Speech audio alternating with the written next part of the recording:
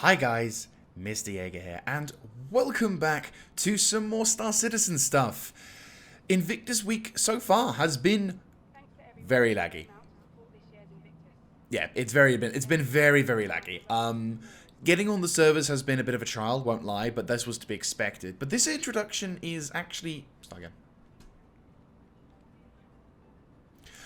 Hi guys, Mr. Jaeger here, and welcome to a quick introductionary section before we get onto the main course video.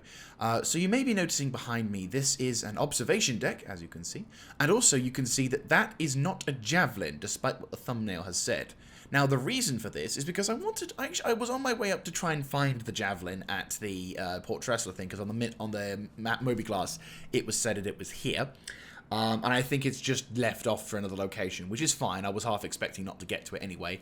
But I did find something here which I thought was really fucking awesome. And I wanted to share this with you because this is something that's working finally after so long. And I honestly am really excited for this. So what is it that we're looking at? Well, this is the docking bridge. This particular functionality is something I am extremely excited because this right here is not a prop. This is not some random person's this is not some CGI CIG's like planted stuff. This is legitimate random person player.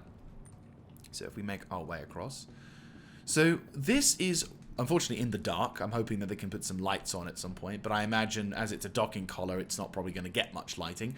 But this is obviously an 890 jump, currently the largest playable ship in Star Citizen, quite famous for being the yacht filled with the rich snobs who, if you're lucky, there's an operation or a mission where you can go into one of these things and blow it up. But as you can see, it's got its docking collar working. And if I hop into the ship, Lo-Fi Samurai. That's not some CIG plant. That's not just 890 jump. This is someone's ship. This is some player's ship. And what that means is pretty fucking awesome. It means that we can actually... And it has all the interactability. Normally with these things you'd get no interactability. So, yeah. This ship, unlike, for example, the ones where you get, like, the other bits... This is someone's ship. Someone owns this, and it's got its docking collar working. This is really good.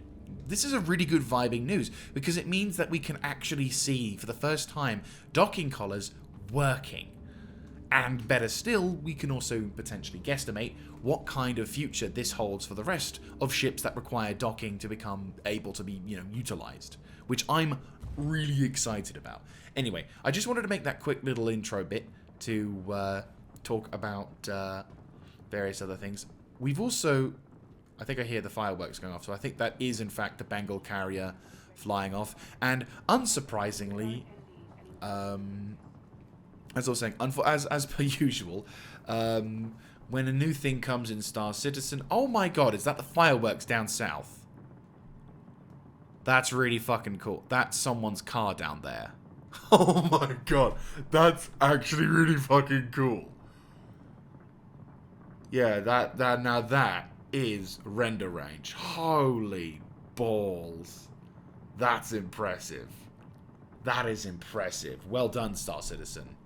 GG. Anyway, so yes, very much excited for this. Very much excited to see the inside of a Javelin. But I wanted to quickly do that intro just to say that it's not just the Javelins doing this. It's, in fact, other shit as well, which I'm really happy about. So, without further ado, let's get started.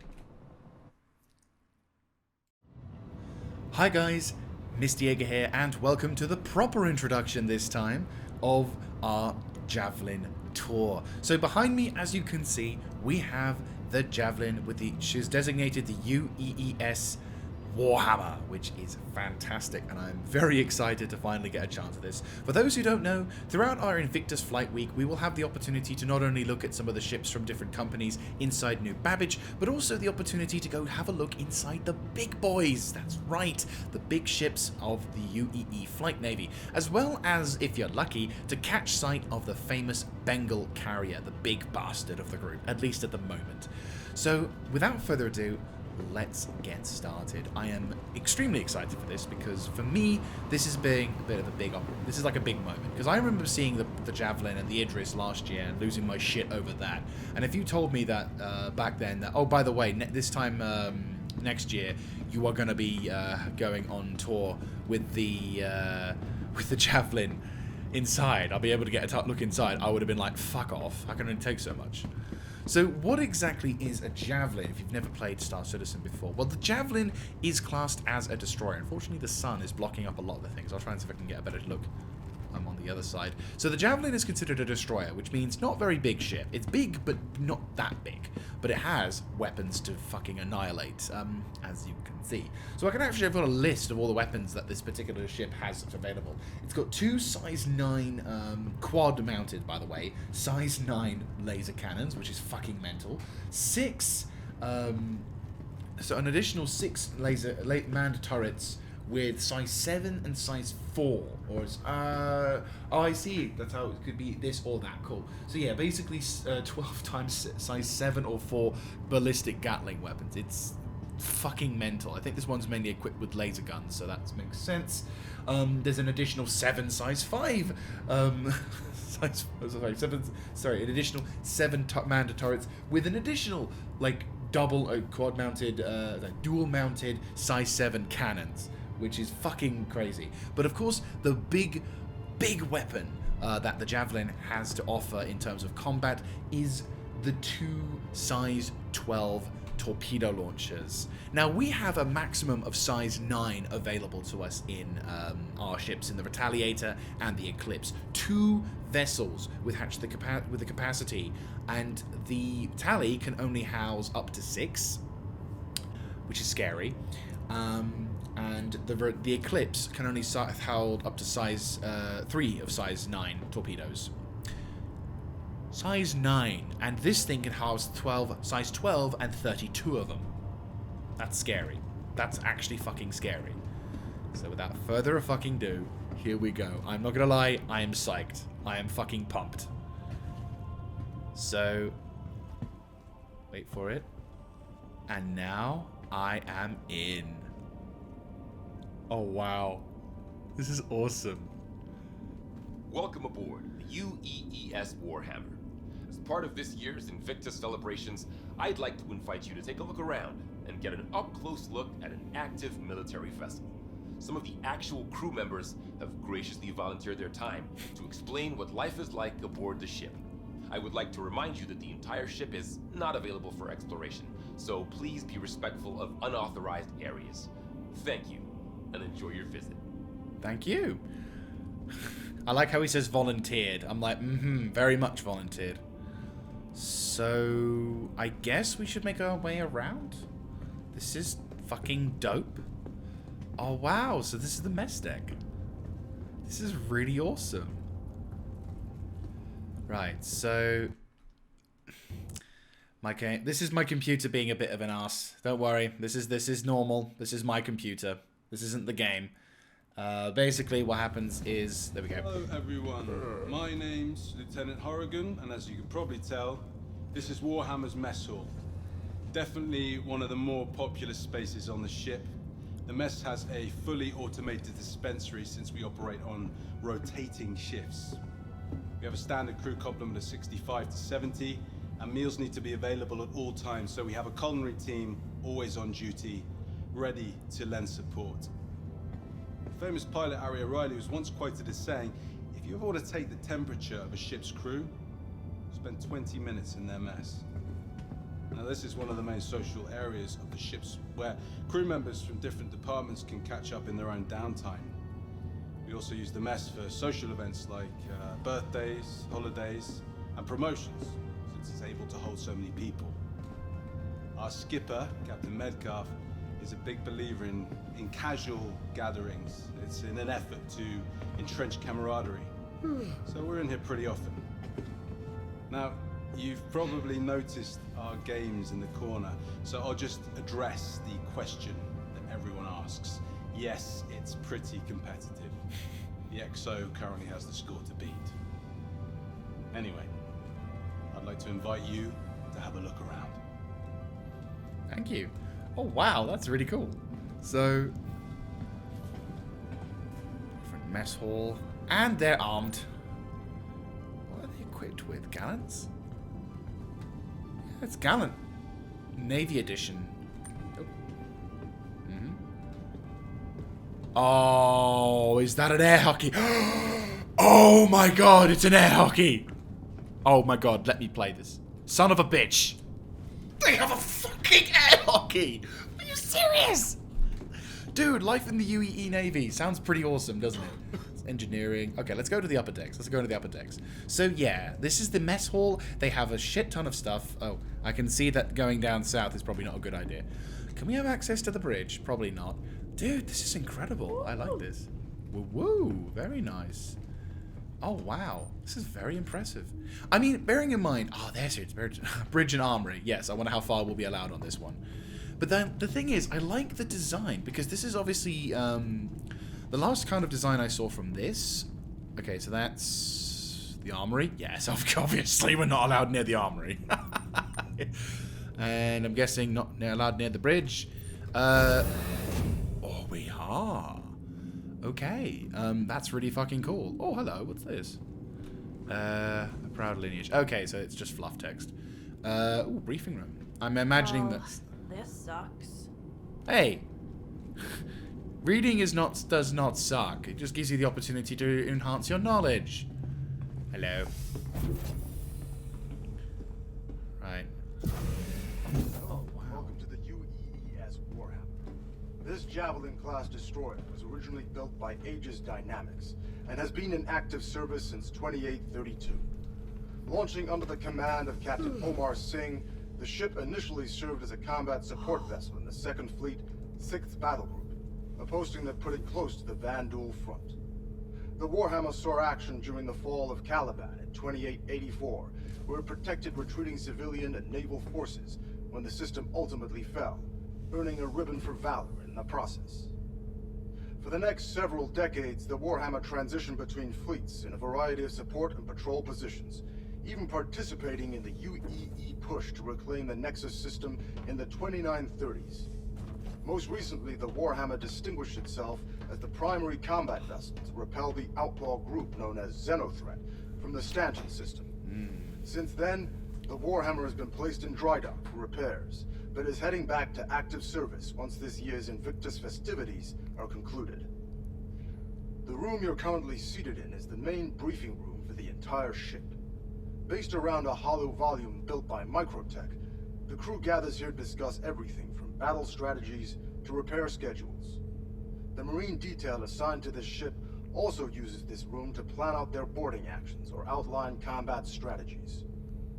This room has even acted as a venue for off-duty activities, such as vid screenings or sporting event parties. We hope that you'll take the opportunity to explore the ship and get an up-close look at one of the vanguards of order. On behalf of Captain Metcalf and the rest of the crew, I want to wish you a fantastic Invictus. I hope we see you next year. Oh, believe you me, you will. And yes, the company behind the ship. This is really awesome. It makes sense, and I really fucking want to see this in BSI stuff. Like, it's like all these civilians, and there's this guy just casually walking around, fully armed and ready for war, and I'm just like, right. So that clearly is access to the bridge, or access towards the bridge. So what is that? Is that linear? Heavy hitter on the battlefield, 26 and 90. Yeah, is a fighter. Yes, she is. So the Javelin, I'm really excited. This is a really good thing. So the Javelin, in my book, is probably...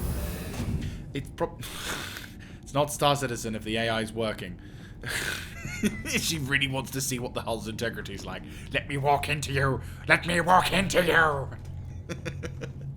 So, yeah, the crew complement of the ship can be up to 65 to 80. Obviously, this must be access to the other rooms. That's pretty cool. So I'm curious to see as to what... Okay, so this takes me back around. Okay, yeah, so that's a nice little cycle. I mean, bearing in mind, this is a destroyer. Like, this is not considered, finger quote, the biggest ship in the fleet. This is a kind of a decent-sized fleet. So as I said, 65, 12 to 65 people. I'm assuming you can't go that way because reasons? Or is this actually an opportunity to look into the engines? Hello, madam, sir, weapons? Gallon. Mm-hmm. Oh, mama. Oh, mama, mama, mama, mama. Mama. This is really cool. Okay, let's explore C deck. Or cell 1 to 14. Oh, this must be the brig. Yes. Yeah, this is where you go if you decide to misbehave at Invictus Week. Engine room, starboard. S. Okay, stern. So if you go down here, what's down here? I get to go further. I get to go further. Woo! Very nice. I guess you're the guys they voluntold to come here and interact. Oh, you can access the turrets from here. Okay. That's really cool. Hello. Someone's already manned them. So this must be the... okay, this is really cool. Like, obviously there's only a limited amount of stuff we can see whilst we're running around. And some people might find this to be disappointing. And, you know, I can understand, you know, all this hype and you only get to see a little tiny bit of the ship or something like that. But bearing in mind, this ship is not actually that big. Like, in the grand fucking scheme of things, there are, like... If you look at the 890 jump, you can go from the front to you can go from the bow section to the stern in less than 5 minutes if you're running. So no, I'm not entirely surprised that this ship is, you know, also not as big. But at the same time, just look at the details in all of the sections, and like we have I mean, look at this. That's incredible. Like, I'm not trying to say, oh, it's shit, but you need to just deal with it. But it's more like this, alongside all the other shit that's being implemented, is there. Hello. What do you read, Mr. Man who's in this space? Dogfighting, everything I learned from my fish tank. What is that? Star engine, slaying space dragons. Psychological effects of prolonged exposure, gravitational zones. Musculature for idiots. That's incredible. And there's all these little incursion remains as boarded in a surprise assault 2861 when the Vandal boarding a ship known to the spikes. Defense systems punctured the hull. 5 off duty apparently in the first moments of the assault. Sweet. So the Vandal, they were able to fight off a Vandal assault. So this is the crew's quarters, which makes sense. The only thing I don't know about these particular quarters, I mean, obviously they are very simplistic and obviously designed for things, is how do you, like, do these things, like, are these like shutters or something that allows you to just snooze, or is it just something you have to deal with? I mean, that's the only thing. I don't know how modern ships are. I know the World War II stuff, they literally just had shitloads of hammock and other, shitloads of hammocks and other stuff, so I'm assuming it's the other side is the exact same. Right. Yep. That's really cool. Nice, nice. Yep, same thing. Awesome. Oh, but no, not all the same. Different entrance. See, I'm excited. This is why I get excited for shit like this. And there's a thing going further down. That's really cool. So this is another one of those manned turrets. So the manned turrets in this thing are actually really well designed. Because I like, well, obviously well designed, but you know, oh, what? Eh? Let's settle down.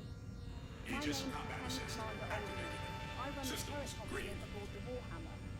That means I'm in charge of coordinating fire between our various gunners during a combat engagement in order to maximize combat effectiveness.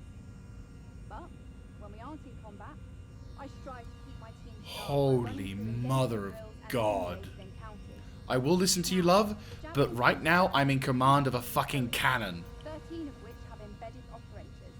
There are 6 turrets like the one you see here that run along the side of the ship, each of which is equipped with a pair of size 7 cannons for larger targets and a pair of size 4 Gatlings for smaller targets like fighters and even incoming missiles and torpedoes.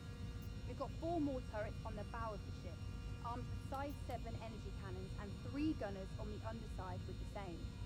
All this firepower is coupled with a heavy payload of ordnance to make the Warhammer a real problem for all sides of the ship. Anyone can be tasked to operate independently on patrols without support from the rest of the battle group. During the Xeno threat engagement, Holy shit, they've probably drained the ammo, haven't they? Yes! As well as protecting the ship from incoming ordnance. As a special treat, we've safetied this turret so you get a taste of what it feels like to be a gunner. All the weapons have been deactivated, so don't worry about accidental discharge.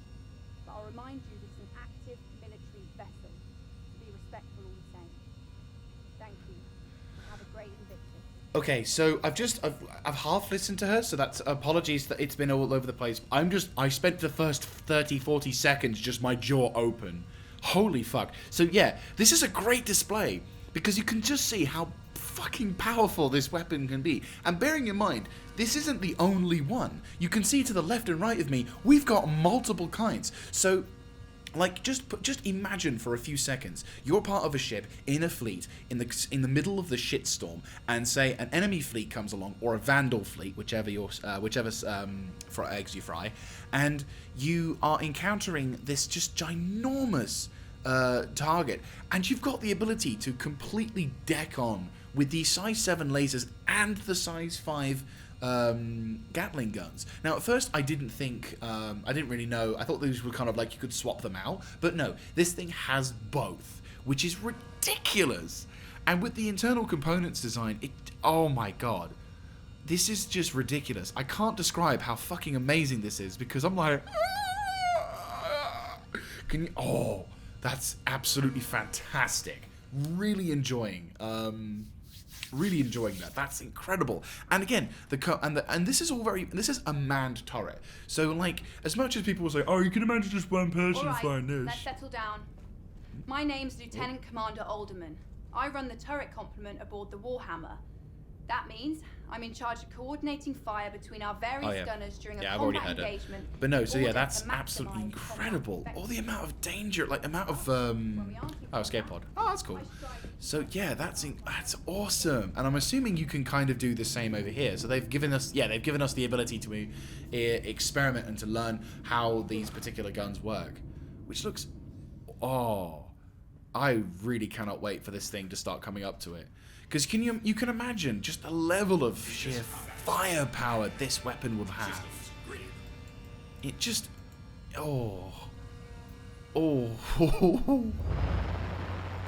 that's awesome.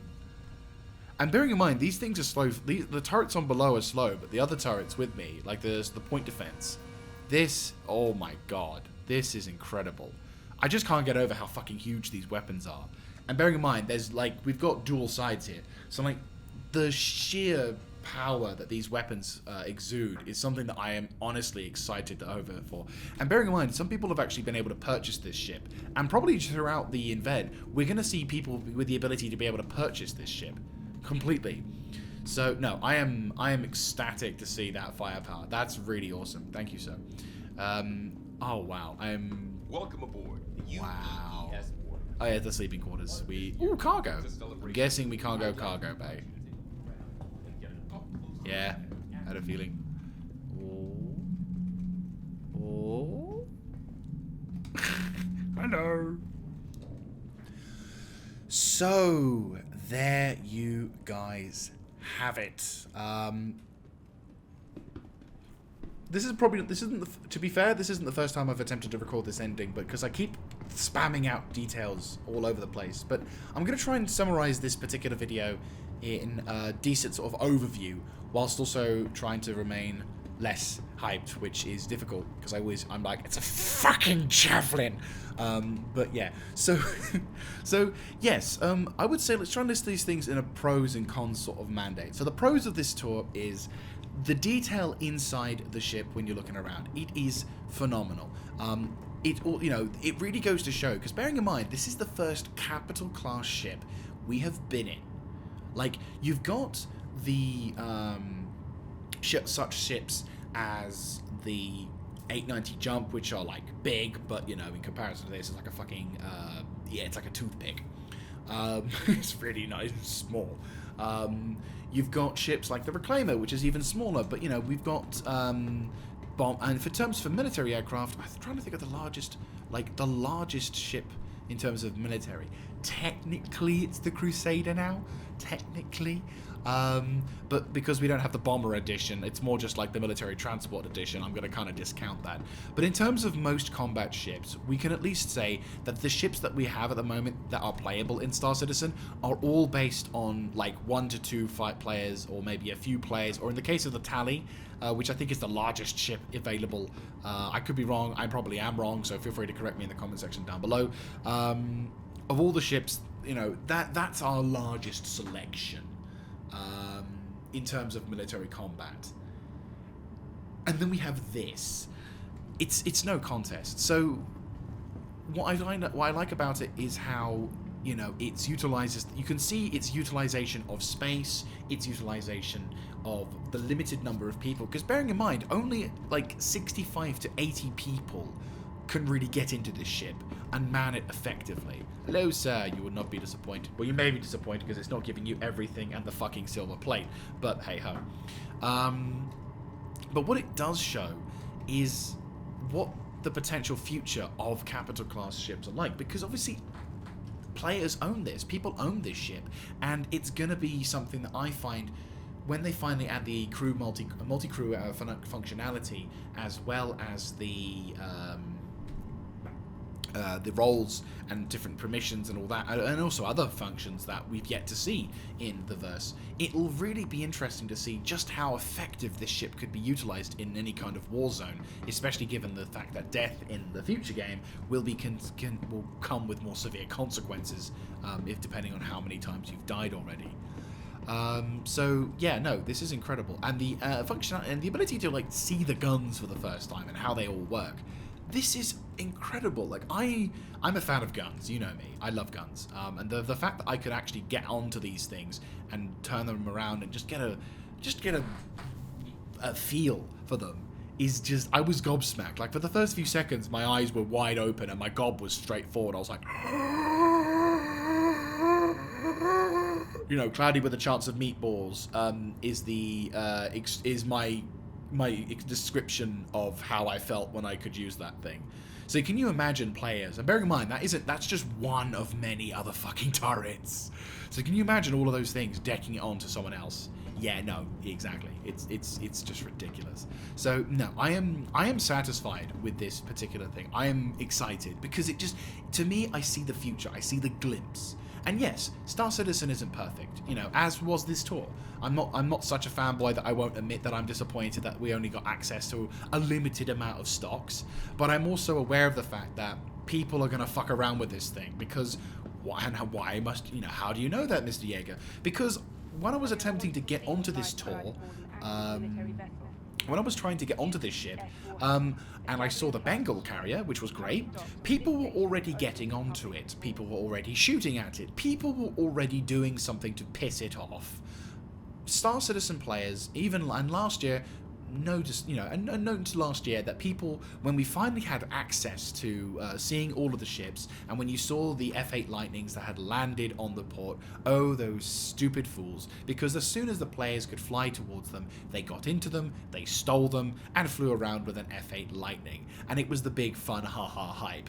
But, so, in regards to this event, I'm not entirely surprised that we only had limited access to the ship, because obviously CIG probably learnt their lesson from last year.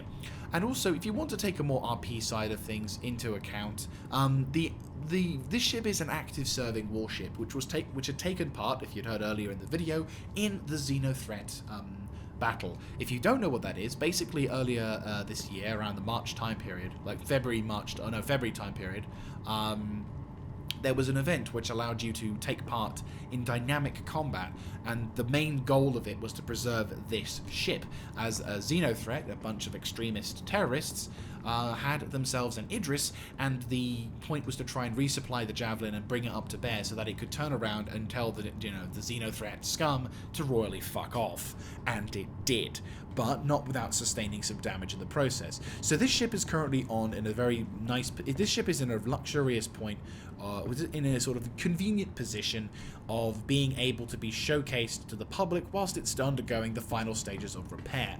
And in all honesty, do you really want to allow the average Joe public, or people who are wearing a certain equipment to go wandering around your vessel in the more vital sections, such as the engineering bay, the shield generators, the bridge, or anything like that.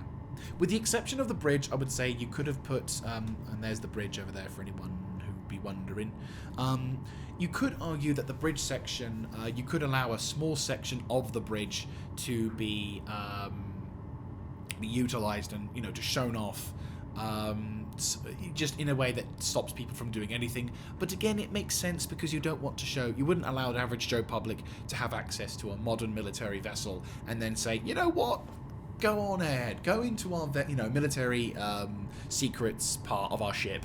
I don't know if there's any particular, I don't know modern naval vessels, I only know World War II stuff, and even that's very limited. So yeah, no, I'm not entirely surprised that they went with that. Again, I'm disappointed that we couldn't get access to more parts, but I'm at the same time also aware of the reputation of Star Citizen players. So make of that what you will, and I hope you did enjoy this video. It was very blind, it was very... I tend to prefer to keep my reaction videos as blind as possible because then you can see the passion and excitement and the from my eyes. Or if it's a shit thing, you can also hear me lose my shit over how bad something is. I'm not even going to lie about that.